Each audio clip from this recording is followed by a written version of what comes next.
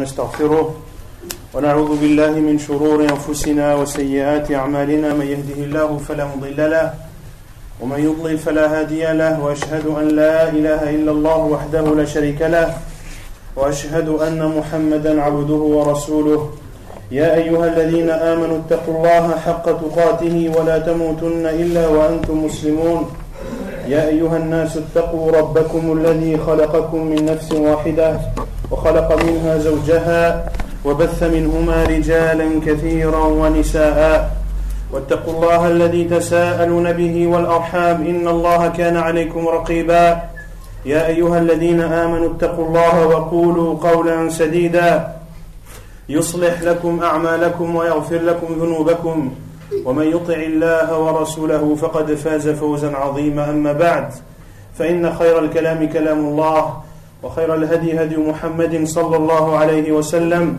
وشر الأمور محدثاتها وكل محدثة بدعة وكل بدعة ضلالة وكل ضلالة في النار أما بعد فموضوعنا في هذه الليلة حول صفة يجب أن يتصف بها المسلمون جميعا ألا وهي صفة الصدق. الصدق مطلوب من المسلم فإن الله عز وجل أمر به المؤمنين في كتابه الكريم سبحانه وتعالى حيث قال يا أيها الذين آمنوا اتقوا الله وكونوا مع الصادقين. والنبي صلى الله عليه وسلم أمر بالصدق ونهى عن الكذب فقال عليه الصلاة والسلام ولا يزال الرجل يصدق ويتحرى الصدق حتى يكتب عند الله صديقا. ولا يزال الرجل يكذب ويتحرى الكذب أي يبحث عن الكذب ويكون وراء الكذب ليل نهار ويتحرى الكذب حتى يكتب عند الله كذابا والعياذ بالله. Donc le sujet de notre conférence de ce soir porte sur le fait d'être véridique. Allah Azza wa Jal nous ordonne d'être véridique dans le Coran et de faire partie des gens véridiques. Il dit subhanahu wa ta'ala selon le sens ô vous qui avez cru, craignez Allah et faites partie des véridiques. Et le prophète sallallahu alayhi wa sallam nous a ordonné d'être véridiques et nous a interdit de mentir. Il a dit sallallahu alayhi wa sallam et l'un d'entre vous ne cesse d'être véridique et de rechercher la vérité et le fait d'être et la véracité jusqu'à ce qu'il soit écrit auprès d'Allah comme étant véridique. Et l'homme ne cesse de mentir et de rechercher le mensonge jusqu'à être inscrit auprès d'Allah subhanahu wa ta'ala comme étant menteur. أما عن الآية يا أيها الذين آمنوا اتقوا الله وكونوا مع الصادقين فسبب نزولها يتبين حينما نقرأ ما يسبق هذه الآية من آيات الله عز وجل. فقد قال تبارك وتعالى في سورة التوبة قبل هذه الآية بآيتين لقد تاب الله على النبي والمهاجرين والأنصار الذين اتبعوه في ساعة العسرة من بعد ما كاد يزيغ قلوب فريق منهم ثم تاب عليهم إنه بهم رؤوف رحيم وعلى الثلاثة الذين خلفوا حتى إذا ضاقت عليهم الأرض بما رحبت وضاقت عليهم أنفسهم وظنوا أن لا ملجأ من الله إلا إليه ثم تاب عليهم ليتوبوا إن الله هو التواب الرحيم. ففي هذه الآيات نزلت لما ذهب النبي صلى الله عليه وسلم وأصحابه في غزوة تبوك، وهذه الغزوة وقعت في السنة 9 من الهجرة لما سمع النبي صلى الله عليه وسلم أخبر بأن الروم قد انهزموا عليه، فذهب النبي صلى الله عليه وسلم إلى تبوك وبقي فيها 20 يوما. وكان في ذلك الوقت الحر شديدا وكانت الرطب والثمار كانت الرطب والثمار متوفرة مع شدة الحرارة وهذه الثمار تجعل الإنسان يريد أن يتكئ ويستريح ويستفيد من أرزاق الله سبحانه وتعالى لكن النبي صلى الله عليه وسلم أمر أصحابه بالخروج للغزو. Ce verset, le verset « Ô vous qui avez cru, craignez Allah et faites partie des véridiques » a été révélé dans un contexte qui apparaît et qui est expliqué lorsque l'on lit les deux versets qui précèdent celui-ci dans Surat At-Tawbah. Lorsqu'Allah Azza wa Jalla a dit لَقَدْ تَابَ اللَّهُ عَلَى النَّبِيِّ وَالْمُهَاجِرِينَ Allah a accordé le repentir aux prophètes et aux croyants qui l'ont suivi dans une période difficile.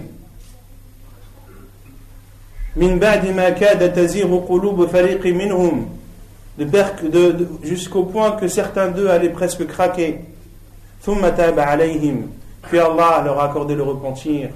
إنه بهم رؤوف رحيم il est envers eux clément et miséricordieux. Puis Allah Azza wa Jalla dit وعلى الثلاثة الذين خلفوا et également sur les trois qui sont restés et ne sont pas partis combattre en présence du prophète sallallahu alayhi wa sallam. Également à eux aussi Allah Azza wa Jalla leur a accordé le repentir. حتى إذا ضاقت عليهم الأرض بما رحبت Allah leur a accordé le repentir après que la terre se soit resserrée sur eux. Et on verra le sens de ce verset. وَظَنُّوا أَنْ لَا مَلْجَأَ مِنَ اللَّهِ إِلَّا إِلَيْهِ وَالظَّنُّ هُنَا لا بد أن يفهم بأنه اليقين لأن الظن يأتي في القرآن على معنيين. المعنى الأول الظن يعني الشك والارتياب ويأتي كذلك بمعنى اليقين كما قال تعالى الذين يظنون أنهم ملاقو ربهم وأنهم إليه راجعون. الذين يظنون أي أنهم جازمون ويعتقدون بدون شك أنهم راجعون إلى الله عز وجل. فكذلك هؤلاء الثلاثة ظنوا أن لا ملجأ من الله إلا إليه أي ضاقت عليهم الأرض والتجأوا إلى الله عز وجل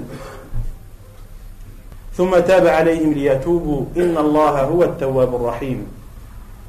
Et les trois également à qui Allah a accordé le repentir après que la terre se soit resserrée sur eux, et l'on verra pourquoi, et au point qu'ils étaient persuadés qu'ils n'avaient de refuge qu'auprès d'Allah subhanahu wa ta'ala. Puis Allah Azza wa Jal leur a permis de se repentir, et Allah subhanahu wa ta'ala est celui qui accorde le repentir et miséricordieux envers ses serviteurs. Et ensuite vient le verset « Ô vous qui avez cru, craignez Allah et faites partie des véridiques ». Ces versets ont été révélés lors de la bataille de Tabouk qui a eu lieu la 9e année de l'Hégire, lorsque le prophète sallallahu alayhi wa sallam a eu des informations à savoir que les Romains s'apprêtaient à attaquer le prophète sallallahu alayhi wa sallam. Et le prophète alayhi wa sallam s'est alors dirigé et a ordonné ses compagnons de sortir au combat, et le prophète sallallahu alayhi wa sallam a pris la route du nord et s'est arrêté à Tabouk qui se situe au nord de Médine, et le prophète alayhi wa sallam y est resté une vingtaine de jours. Mais l'ennemi n'était pas là, l'ennemi n'était pas au rendez-vous. L'information qui était parvenue au prophète sallallahu alayhi wa sallam n'était pas vraie. Et le prophète sallallahu alayhi wa sallam est sorti dans une période où il faisait extrêmement chaud à Médine. C'était aussi la période où les fruits venaient de mûrir. Et en général, lorsque les fruits sont mûrs, les gens aiment se reposer et profiter de ces bienfaits d'Allah subhanahu wa ta'ala. C'était un moment de grande chaleur. Les fruits étaient mûrs, les dattes était mûr et l'armée qu'il y avait en face était une armée considérable. Les Romains avaient une réputation d'une armée immense. Or, le prophète sallallahu alayhi wa sallam est sorti avec ses compagnons. Ils étaient un peu plus de 300. فلما مكث النبي صلى الله عليه وسلم في تبوك 20 يوما لم يرى العدو ولم يخرج مع النبي صلى الله عليه وسلم المنافقون وثلاثة من أصحاب رسول الله صلى الله عليه وعلى آله وسلم. كعب بن مالك رضي الله تعالى عنه وكذلك هلال بن أمية ومرارة بن الربيع، هؤلاء الثلاثة كانوا من أصحاب النبي صلى الله عليه وسلم وتخلفوا ولم يذهبوا مع النبي صلى الله عليه وعلى آله وسلم. وقصة كعب بن مالك يروي هذه القصة وما جرى له حينما ذهب النبي صلى الله عليه وسلم وأصحابه للغزوة ولم يذهب هو، فيقول رضي الله تعالى عنه: إني لم أكن قط أقوى ولا أيسر مني حين تخلفت عن تلك الغزوة. أي لما تخلف عن تلك الغزوة كان قويا وكان له راحلتين، فلما ذهب النبي صلى الله عليه وسلم وأصحابه ارتد كل يوم كان يجهز راحلتيه لعله يذهب ثم يتردد، وهكذا مرت الأيام حتى بقي ولم يذهب للغزو. وهذا فيه بيان أن الإنسان والمسلم كما قلنا في محاضرة سابقة أن عليه أن يسارع إلى الخيرات قبل أن تفوت الأوان. Les compagnons du prophète sallallahu alayhi wa sallam sont tous partis avec lui, l'ont accompagné et sont restés à Médine. Les hypocrites et 3 parmi les compagnons du prophète sallallahu alayhi wa sallam qui sont restés à Médine. Il y avait Ka'b ibn Malik radiyallahu anhu, le deuxième était Marara ibn Rabi' et le troisième Hilal ibn Umayyah. 3 compagnons du prophète sallallahu alayhi wa sallam qui ne sont pas partis. Et Ka'b ibn Malik a dit, et à ce moment-là j'avais une force, je me sentais fort et j'avais à ma disposition 2 chevaux, j'avais tous les moyens physiques et autres pour combattre aux côtés du prophète sallallahu alayhi wa sallam, mais il a hésité. Et lorsque le prophète sallallahu alayhi wa sallam est parti, chaque jour il préparait ses montures pour partir, puis faisait marche arrière, et au fin de compte, et au final il est resté à Médine. Et il dit radiyallahu anhu que lorsqu'il traversait les rues de Médine, il ne voyait que les hypocrites. Il ne voyait que les hypocrites qui préparaient déjà leurs excuses, les excuses qu'ils allaient dire au prophète sallallahu alayhi wa sallam pour justifier le fait qu'il ne soit pas parti. والنبي صلى الله عليه وسلم لم يذكر كعب بن مالك إلا لما وصل إلى تبوك، فقال لأصحابه: أين كعب بن مالك؟ فغمزه رجل من بني سلمة، ولكن دافع عنه معاذ بن جبل، فسكت النبي صلى الله عليه وسلم ولم يجب بشيء، لا على الذي غمزه ولا على الذي رد عليه. Le prophète sallallahu alayhi wa sallam ne s'est rappelé Ka'b ibn Malik que lorsqu'il était à Tabouk. Il a demandé à ses compagnons: où est Ka'b ibn Malik? Et un compagnon parmi la tribu de Bani Salama a dit du mal de Ka'b ibn Malik, et Mu'adh ibn Jabal l'a défendu. Le prophète sallallahu alayhi wa sallam s'est tu et n'a approuvé ni celui qui l'avait critiqué ni celui qui l'avait défendu.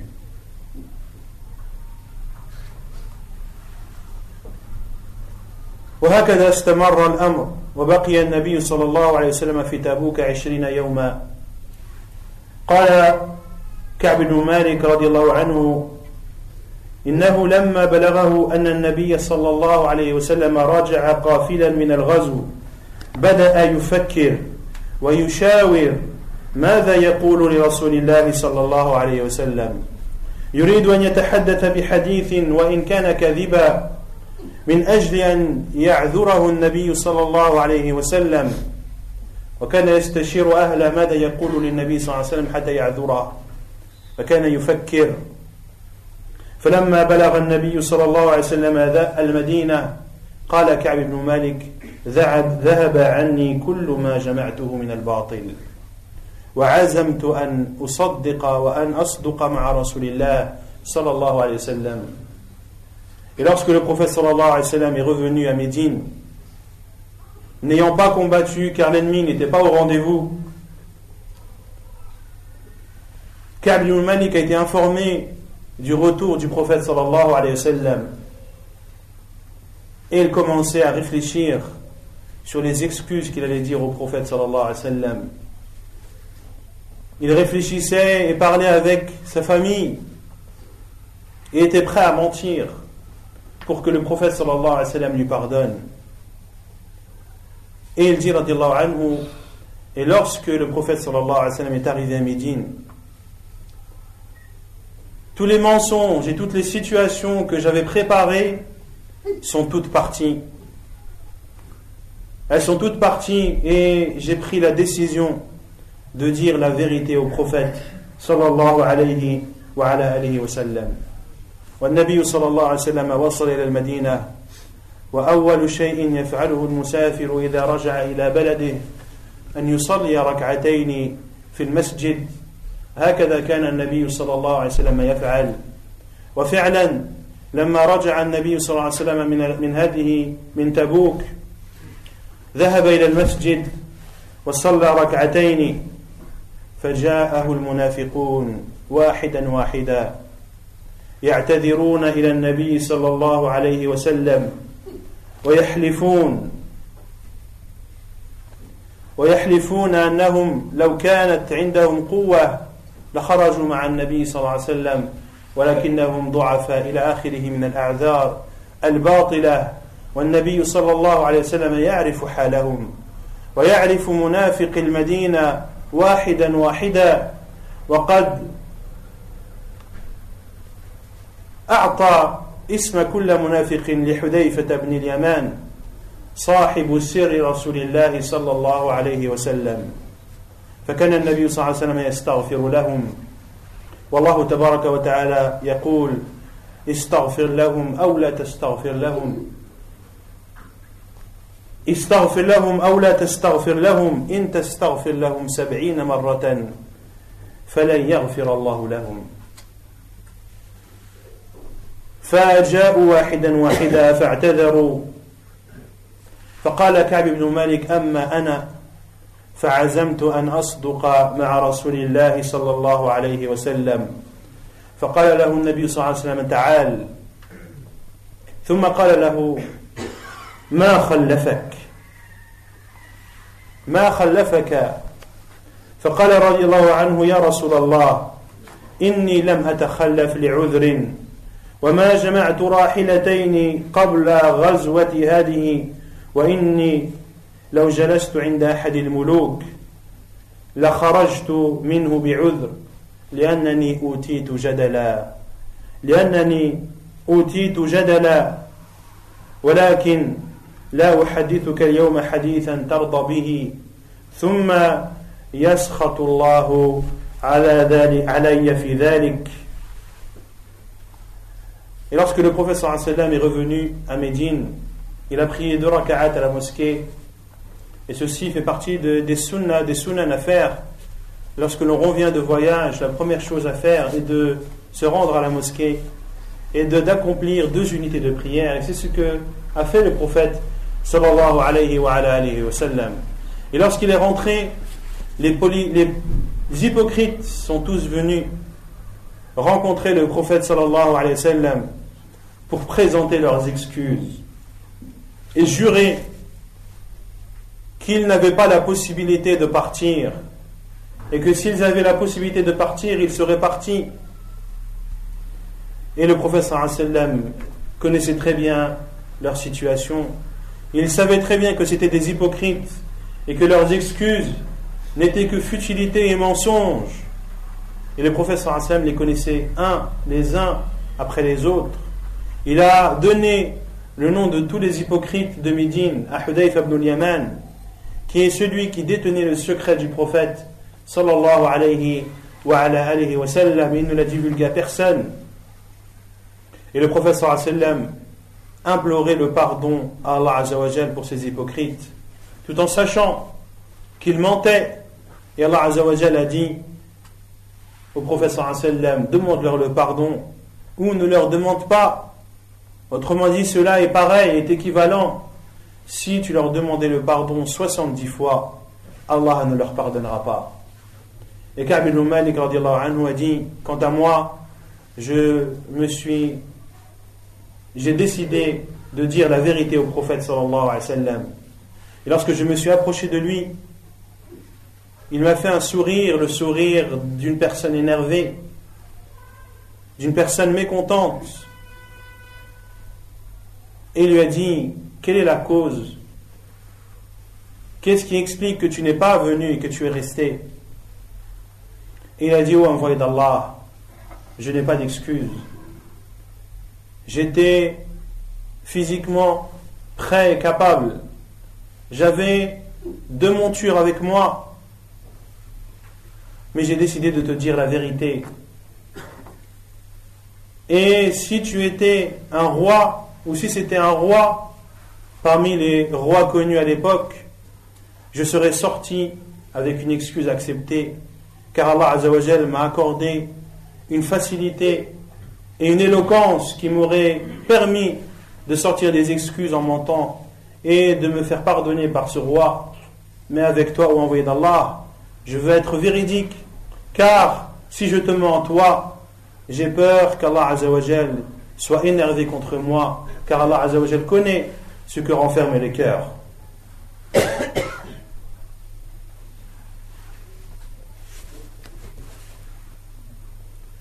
ثم لما خرج كعب بن مالك رضي الله عنه لحقه قومه من بني سلمة وجعلوا يزينون له أن يرجع عما قال فقالوا له: يا كعب إنك لم تذنب ذنبا ارجع إلى النبي صلى الله عليه وسلم وقل له أنك معذور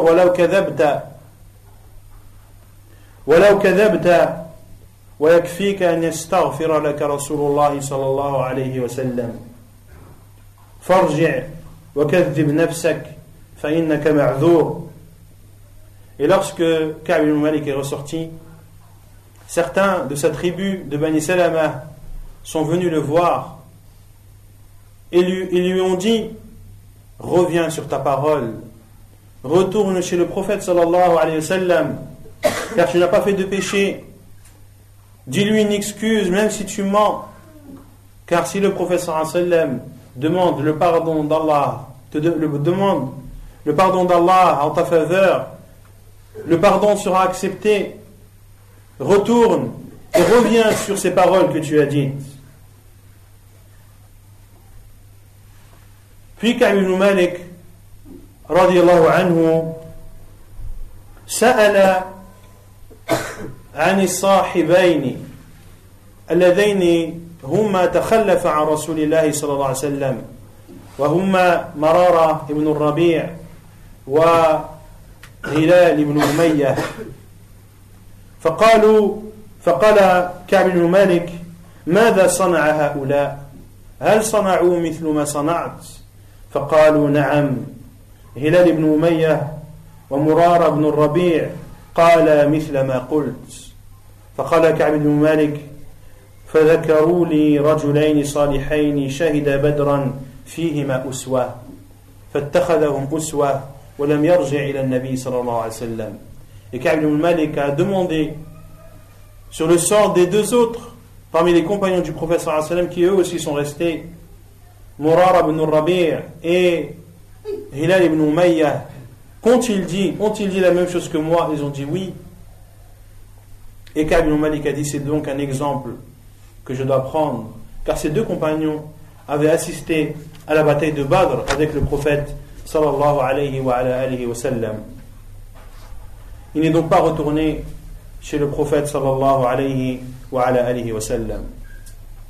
ثم أمر النبي صلى الله عليه وسلم أصحابه أن يهجروا هؤلاء الثلاثة وأن لا يسلموا عليهم وإذا سلموا هم أن لا يردوا عليهم السلام فكان كعب بن مالك وصاحبيه كانوا يمشون في طرق المدينة وكأن لا أحدا يعرفهم فإذا سلموا لم يسمعوا جوابا وإذا مروا بالمسلمين وأصحاب رسول الله صلى الله عليه وسلم لم يسلموا عليهم امتثلوا بأمر النبي صلى الله عليه وسلم بالهجر. Et le prophète sallallahu alayhi wa sallam a alors ordonné à ses compagnons radiallahu anhum de mettre ces trois compagnons en quarantaine, de ne pas leur adresser la parole, de ne pas les saluer et de ne pas rendre leur salut.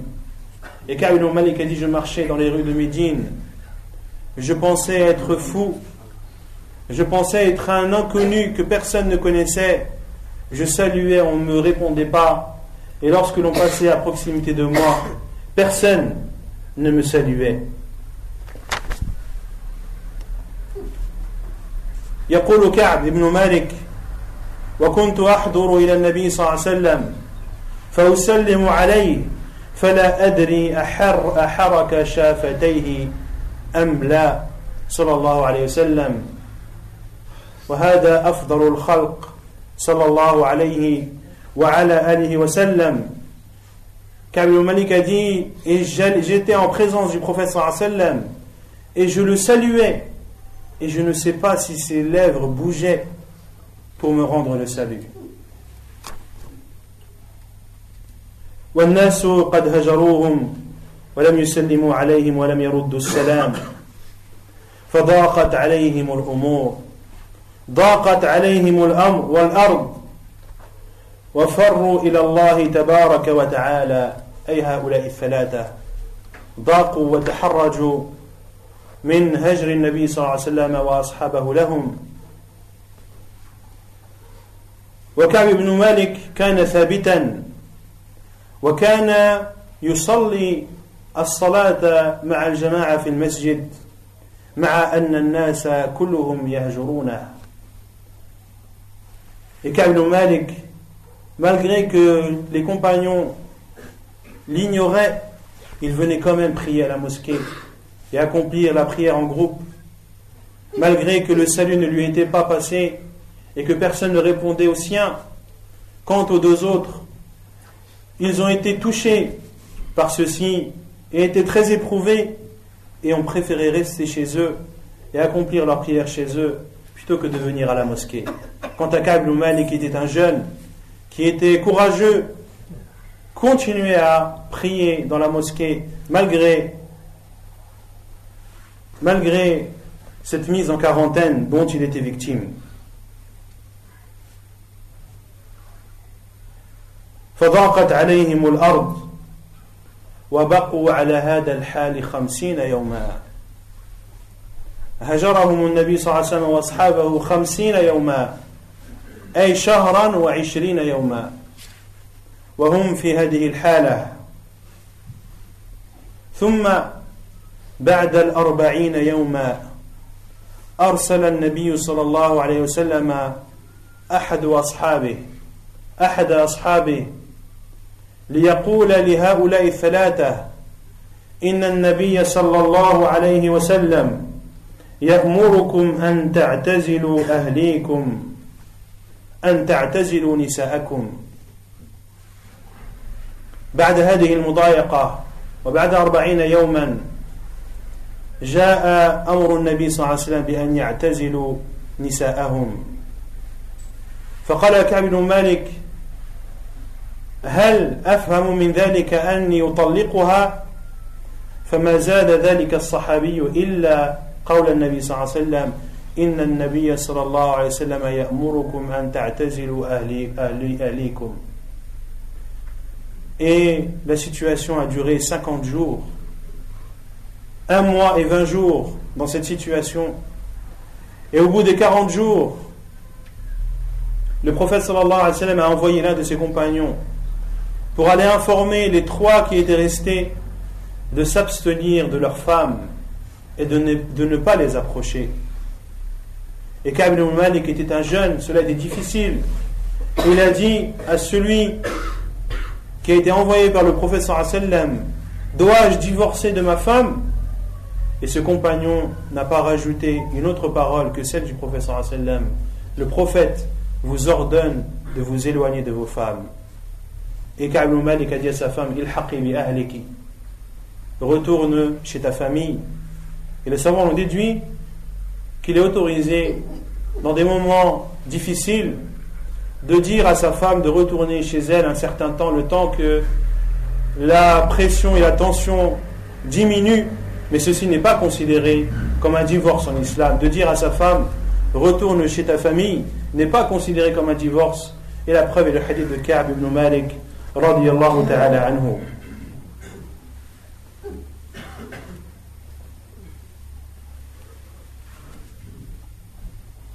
فقال كعب بن مالك: وأما أنا فكنت أشب القوم وأجلدهم، وكنت أصلي وآتي المسجد فأصلي وأسلم على النبي صلى الله عليه وسلم وهو جالس للناس بعد الصلاة، وهل أدري هل تحركت شفتي. وقال: وكنت أسارق النبي صلى الله عليه وسلم النظر، أي أنظر إليه أحيانا وأنا أصلي، فإذا أقبلت على صلاة نظر إلي، وإذا التفت إليه أعرض عني. Et Ka'b ibn Malik a dit: j'étais le plus jeune et je me rendais à la mosquée tous les jours et priais et saluais le prophète et les compagnons qui ne me répondaient pas. Et il dit: lorsque je priais, je jetais le regard sur le prophète sallallahu alayhi wa sallam, et lorsque je ne le regardais plus, il me regardait, et lorsque je relevais le regard vers lui, il se détournait sallallahu alayhi wa alayhi wa sallam. Puis Ka'b ibn Malik dit: فبينما أنا أمشي ذات يوم في السوق في أسواق المدينة وطال علي جفوة الناس تساورت حائطا لأبي قتادة. وأبو قتادة هذا ابن عم كعب بن مالك، فلما ضاقت عليه الأمر دخل حائطا أي بستانا لابن عمه أبي قتادة فسلم عليه فلم يرد عليه السلام. وكان كعب ابن مالك رضي الله عنه من أحب الناس إلى أبي قتادة، ولكن أمر النبي صلى الله عليه وسلم فلم يرد عليه السلام. ثم قال له كعب ابن مالك: أنشدك بالله أتعلم أني يحب الله ورسوله؟ فلم يجبه بشيء. ثم قال له كعب بن مالك مرة ثانية: أنشدك بالله أتعلم أني يحب الله ورسوله؟ وأبي قتادة كان يعرف أن كعب بن مالك يحب الله ورسوله، لكن لم يجبه. وفي المرة الثالثة قال له: أنشدك بالله هل تعلم أني يحب الله ورسوله؟ فلم يرد عليه.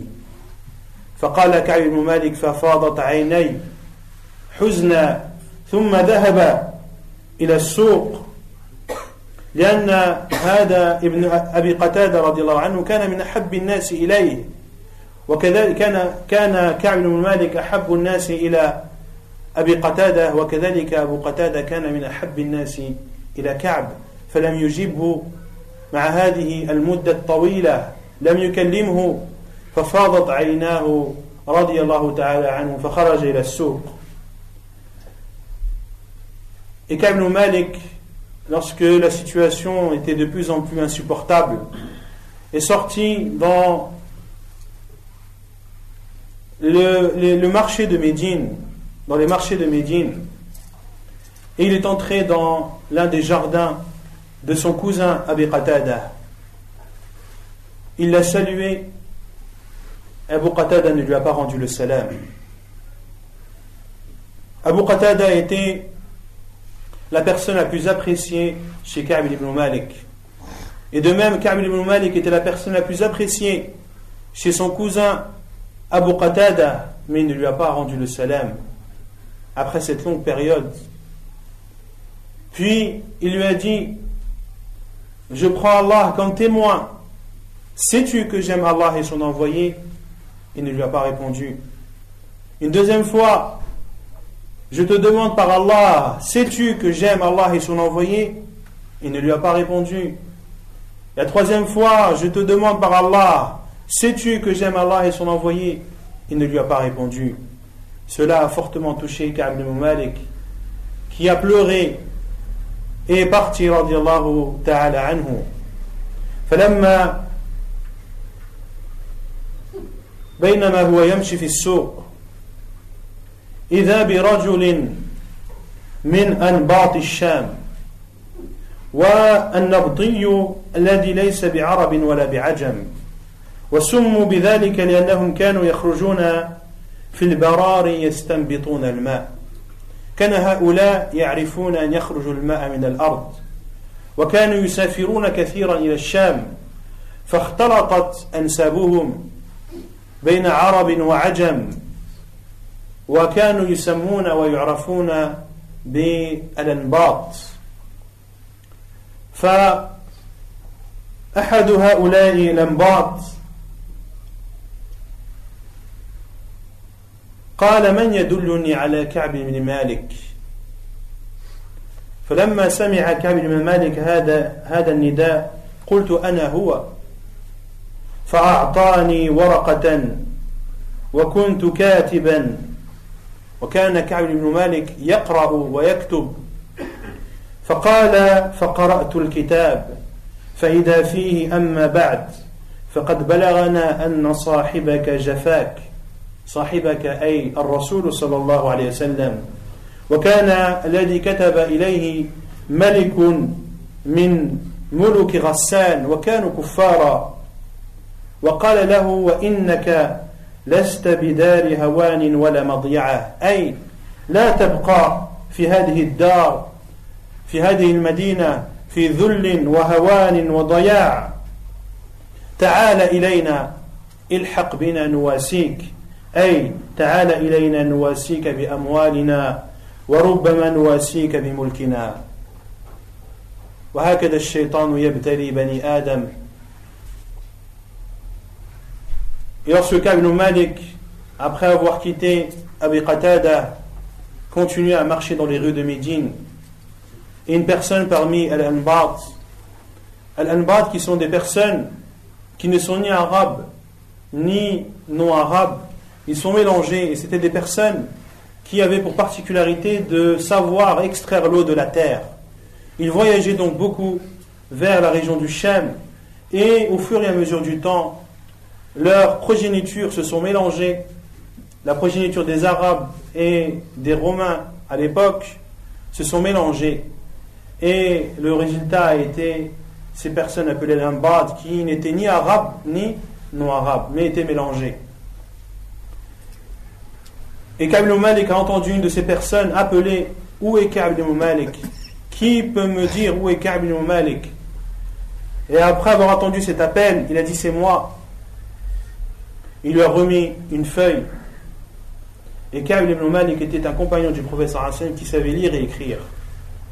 Il dit: j'ai lu cette feuille. Il y était écrit: il nous est parvenu que ton compagnon t'humilie. Il voulait dire par le compagnon le prophète sallallahu alayhi wa sallam. Et celui qui lui a écrit était un des rois parmi les rois de Ghassan, qui n'était pas musulman. Il nous est parvenu que ton compagnon t'humilie.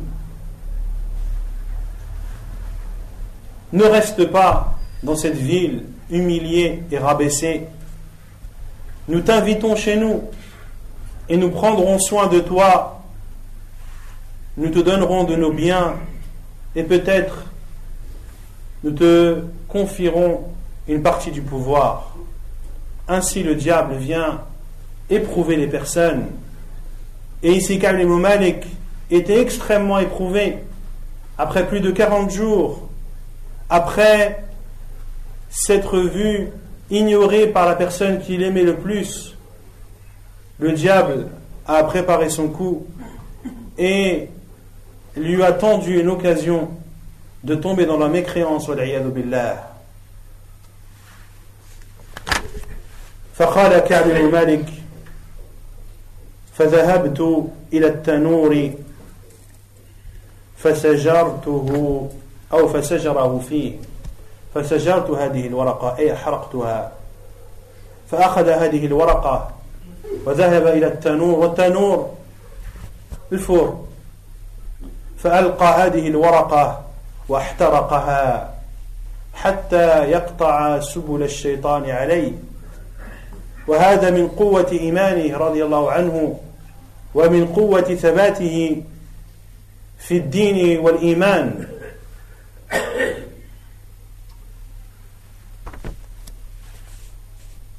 Et Ka'b ibn Malik a pris cette feuille, il l'a jetée dans un tanour qui était un four qu'ils utilisaient à l'époque pour faire cuire leurs aliments et en particulier le pain.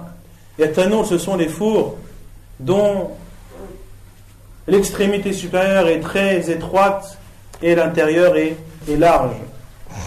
Ils sont en général déviés pour pouvoir récupérer les aliments et c'était un four dans lequel le plus souvent le pain était cuit. Il n'a pas hésité une seule seconde à prendre cette feuille et à la brûler. Et ceci montre la grande foi de ce compagnon radiyallahu ta'ala anhu, qui dans des épreuves très difficiles, sa foi est restée ferme et sa foi en Allah Azza wa Jal était inébranlable. Il n'a pas hésité une seule seconde à brûler cette feuille. وهكذا مضت الأيام وكما قلت بعد 40 يوما أمر النبي صلى الله عليه وسلم هؤلاء الثلاثة أن يعتزلوا نساءهم وجاءت زوجة هلال بن أمية وقد تأثر هلال بن أمية رضي الله عنه تأثرا كبيرا حتى ضعف وجاءت زوجته إلى النبي صلى الله عليه وسلم تستأذنه وقالت إن بلالا يحتاج إلى من يساعده أفتأذنني أن أساعده فأذن لها الرسول صلى الله عليه وسلم بشرط أن لا يقربها. Après les 40 jours, comme je l'ai dit, le prophète sallallahu alayhi wa sallam a ordonné à ses trois compagnons de s'abstenir de leurs femmes. Et Hilal ibn Umayya était très touché et pleurait beaucoup dans sa maison radiyallahu anhu et s'est affaibli. Et sa femme est venue vers le prophète sallallahu alayhi wa sallam pour demander la permission au prophète sallallahu alayhi wa sallam et lui a dit: ô envoyé d'Allah, Hilal ibn Umayya s'est affaibli et il a besoin d'une personne qui l'aide. M'autorises-tu à l'aider? فأذن لها النبي صلى الله عليه وسلم. Le prophète sallallahu alayhi wa sallam lui a autorisé à l'aider à condition qu'il ne l'approche pas. وهذا الموقف من النبي صلى الله عليه وسلم وأصحابه يبين عظم وزر من يتخلف عن الغزوة التولي يوم الزحف والتخلف من كبائر الذنوب في الإسلام. وفي هذه المدة الطويلة لم ينزل الوحي، توقف نزول الوحي 50 يوما، لم تنزل ولو آية واحدة. وهذا من حكمة الله تبارك وتعالى. وهكذا لم ينزل الوحي في حادثة الإفك، وقف الوحي عدة أيام حتى نزل الله تبارك وتعالى براءته. Et durant ce comportement du prophète sallallahu alayhi wa sallam et de ses compagnons était totalement justifié. Et ceci montre la gravité de ne pas sortir au combat lorsqu'on y est appelé, bien sûr, dans les règles de l'islam, car on ne sort pas au djihad lorsqu'on a envie de tuer. Non, il y a des règles à respecter. Il y a des conditions qui font qu'une guerre est un djihad ou non. Lorsque toutes les conditions sont réunies et qu'il y a le gouverneur des musulmans qui ordonne les musulmans de sortir et de combattre, ils doivent tous sortir. Et de rester et de ne pas aller au combat fait partie des grands péchés en islam. De même que de se sauver le jour du combat fait partie des grands péchés en islam. Et durant toute cette période, la révélation s'est interrompue. Durant ces 50 jours, pas un seul verset n'a été révélé au prophète sallallahu alayhi wa sallam. Et ceci est une sagesse d'Allah subhanahu wa ta'ala. Tout le monde était dans l'attente d'une révélation du prophète, d'une révélation d'Allah à son envoyé sallallahu alayhi wa sallam. Et ceci est arrivé également lors de Hadithat al-Ifk, lorsque certains ont accusé Aïcha radhiyallahu anha d'adultère. Et le prophète sallallahu alayhi wa sallam s'est abstenu, et durant plusieurs jours, aucune révélation n'est parvenue au prophète sallallahu alayhi wa ala alihi wa sallam. ثم قال كعب بن مالك رضي الله عنه: فلما مضى 10 ليال بعد هذا وكنت ذات يوم أصلي الصبح على سطح بيت من بيوتنا، لأنه كما سبق كانوا رضي الله عنهم قد ضاقت عليهم الأرض بما رحبت وضاقت عليهم أنفسهم، فكانوا يصلون في آخر الوقت في بيوتهم ولم يتحملوا هذا الهجر من النبي صلى الله عليه وسلم وأصحابه. Et Ka'b ibn Malik radiyallahu anhu a dit, et 10 nuits plus tard, c'est-à-dire après les 40 jours, alors que je priais la prière du Subh sur le toit d'une de mes maisons, car comme on l'a vu précédemment, les compagnons et même Ka'b ibn Malik radiyallahu anhu se sont abstenus et ne pouvaient plus supporter de prier à la mosquée et qu'on ne les salue pas et qu'on ne réponde pas à leur salut. Ils priaient donc dans leur mosquée, et les savants ont déduit qu'il était autorisé à celui qui était victime ou à celui qui était mis en quarantaine par les musulmans de façon justifiée et qu'il ne supportait pas cela, qu'il lui était autorisé de prier chez lui.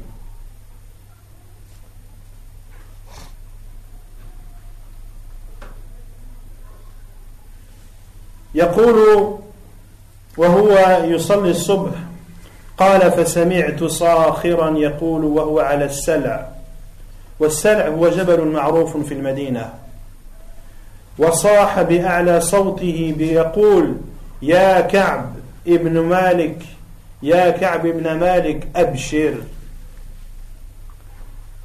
فصلى الصبح وهو على سطح بيته، وسمع مناديا صلى مع النبي صلى الله عليه وسلم الصبح، ثم ذهب إلى جبل معروف بسلع، فقال: يا كعب بن مالك أبشر. فقال كعب بن مالك: فلما سمعت هذه البشارة علمت أن الله قد أنزل في فرجي، قد أنزل الله عز وجل آية ووحيا في فرجي. وذهب مبشرون من أصحاب رسول الله صلى الله عليه وسلم إلى هلال بن أمية وإلى مرار بن الربيع يبشرونهما بتوبة الله تبارك وتعالى لهما. Alors que Ka'b priait la prière du Fajr, du Subh, sur le toit de sa maison, il a entendu un homme crier à haute voix, après être monté sur une montagne appelée Sal à Médine, un endroit élevé, une petite montagne. Il a entendu: ô Ka'b ibn Malik, je t'annonce la bonne nouvelle. Et plusieurs compagnons du prophète sallallahu alayhi wa sallam se sont rendus pour aller annoncer cette bonne nouvelle à Ka'b ibn Malik, à Hilal ibn Umayyah et à Murara ibn Rabi', leur annoncer le repentir d'Allah subhanahu wa ta'ala vis-à-vis de leurs péchés. Et ainsi étaient les compagnons du prophète sallallahu alayhi wa sallam. Ils aiment pour les autres ce qu'ils aiment pour eux, et ils étaient aussi joyeux que Ka'b ibn Malik et que ses deux compagnons. Ils étaient heureux de savoir qu'Allah subhanahu wa ta'ala leur avait pardonné et avait accepté leur repentir, alors que ces mêmes personnes, durant 50 jours, ne leur ont pas adressé la parole, n'ont pas répondu à leur salam et ne les ont pas salués. Tout ceci dans l'obéissance d'Allah et de son envoyé sallallahu alayhi wa alihi wa sallam. Et lorsque l'annonciateur de la bonne nouvelle est venu et a frappé à la porte de Ka'b ibn Malik, فلما جاء المبشر وطرق باب كعب بن مالك يبشره ففرح كعب بن مالك وأعطاه ما يملكه من الثياب من رداء وإزار. Ka'b ibn Malik était tellement heureux qu'il a offert les seuls vêtements qu'il avait en sa possession, un izar et un rida, à cette personne, à ce compagnon qui est venu annoncer cette bonne nouvelle à Ka'b ibn Malik. ثم قال رضي الله عنه فذهبت أتأمم الرسول صلى الله عليه وسلم فجعل الناس يلاقونني أفواجا. فذهب كعب بن مالك إلى مسجد النبي صلى الله عليه وسلم ليلتقي بالنبي صلى الله عليه وسلم، ولقي في طريقه أفواجا وأفواجا من الصحابة يلاقونه ويبشرونه ويرحبونه، وقد كانوا قبل ذلك منذ 50 يوما لم يكلمونه ولم يسلمون عليه. Ka'b ibn Malik a dit: je suis alors parti pour aller rencontrer le prophète sallallahu alayhi wa sallam à la mosquée, et j'ai rencontré durant ce chemin et à la mosquée plusieurs groupes parmi les compagnons du prophète sallallahu alayhi wa sallam qui m'accueillaient avec un grand sourire et me félicitaient de l'acceptation de leur repentir par Allah subhanahu wa ta'ala. حتى دخلت المسجد وإذا رسول الله صلى الله عليه وسلم جالس وحوله أصحابه رضي الله عنهم، فقام إلى كعب وقال له النبي صلى الله عليه وسلم: أبشر بخير يوم مر عليك منذ ولدتك أمك. قال له النبي صلى الله عليه وسلم: أبشر يا كعب بخير يوم تعيشه منذ ولدتك أمك. وفعلا كان خير يومه، كيف لا، وتوبة الله تبارك وتعالى على هؤلاء الثلاثة لا تزال تتلى في المساجد في أنحاء العالم، وهذا إلى يوم القيامة. وعلى الثلاثة الذين خلفوا حتى إذا ضاقت عليهم الأرض بما رحبت إلى آخر الآية.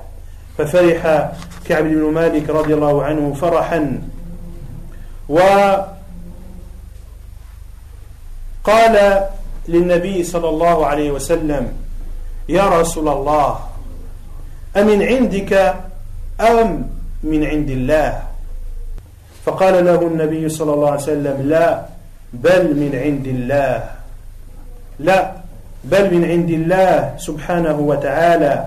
فقال كعب: إن من توبتي يا رسول الله أن أخلع من مالي صدقة إلى الله وإلى رسوله، أن يتخلى عنه ويجعله صدقة إلى الله ورسوله. فقال له النبي صلى الله عليه وسلم: أمسك عليك بعض مالك فهو خير لك. فأمسكه رضي الله عنه. Il est rentré alors à la mosquée et a vu le prophète sallallahu alayhi wa sallam assis autour de lui ses compagnons, et le prophète sallallahu alayhi wa sallam s'est levé en direction de Ka'b ibn Malik. Il l'a félicité, il l'a salué, il l'a accueilli avec un sourire.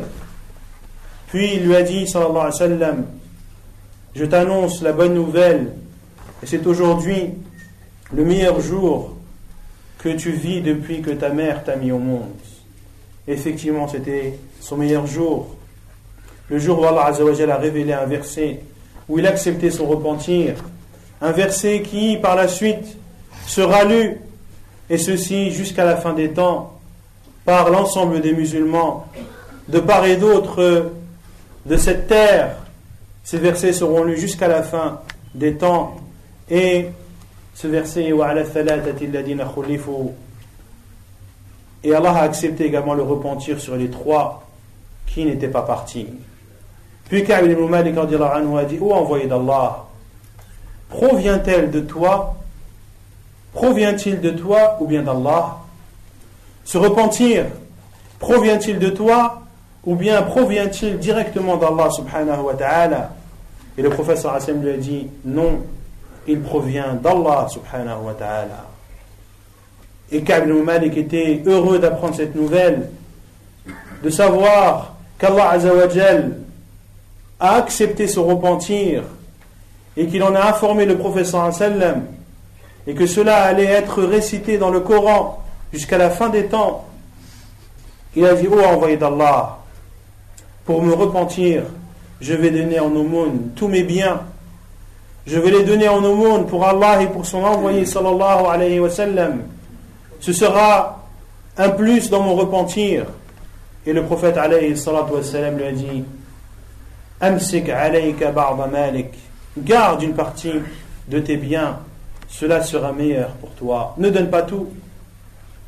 Ne donne pas tout au Ka'b, mais réserve-toi une partie de tes biens que tu pourras utiliser.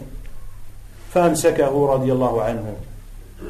وهكذا قصة كعب بن مالك وصاحبيه اللذان الذين تخلفوا عن غزوة تبوك. ونرى في هذه القصة أهمية الصدق في الإسلام، وأن من يصدق مع الله تبارك وتعالى فإن عاقبته إلى خير ولا شك، ويجعل الله بعد عسر يسرا، ويجعل الله بعد كرب فرجا. On retient donc de cette histoire de Ka'b ibn Malik et de ses deux compagnons l'importance d'être véridique. D'être véridique même quand la vérité est contre nous, et de s'en remettre à Allah subhanahu wa ta'ala, car Allah azza wa jal facilite ceux qui font du bien. Allah azza wa jal leur facilitera la voie du bien. Quant à ceux qui persistent dans les péchés et la désobéissance à Allah azza wa jal, Allah subhanahu wa ta'ala, comme il a dit dans le Coran, فَسَنُيَسِّرُهُ لِلْعُسْرَى, nous lui faciliterons alors la difficulté. Il faut donc être véridique et avoir à l'esprit l'effort et le courage grandiose de ce compagnon radiyallahu ta'ala anhu, qui a subi des épreuves très difficiles à surmonter, mais la fin, comme vous l'avez vu, était joyeuse pour tout le monde. Et ainsi sont les croyants et les musulmans. Lorsque l'un d'eux est joyeux, ils sont tous joyeux. Lorsque l'un d'eux est éprouvé par un malheur ou autre, ils sont tous éprouvés. Ainsi a dit le prophète sallallahu alayhi wa sallam: les musulmans sont comme un seul corps. Lorsque un des membres est touché ou souffre, c'est l'ensemble du corps qui en souffre. نسأل الله تبارك وتعالى أن يجعلنا من الصادقين الذين يصدقون في أقوالهم وأعمالهم، إنه سبحانه وتعالى ولي ذلك والقادر عليه. وكانت هذا الدرس آخر درس في هذه المناسبة، ونسأل الله تبارك وتعالى أن يجمعنا وإياكم على الخير والهدى، وبإذن الله تبارك وتعالى نلتقي بكم في فرصة أخرى. أستودعكم الله الذي لا تضيع ودائعه، وسبحانك اللهم وبحمدك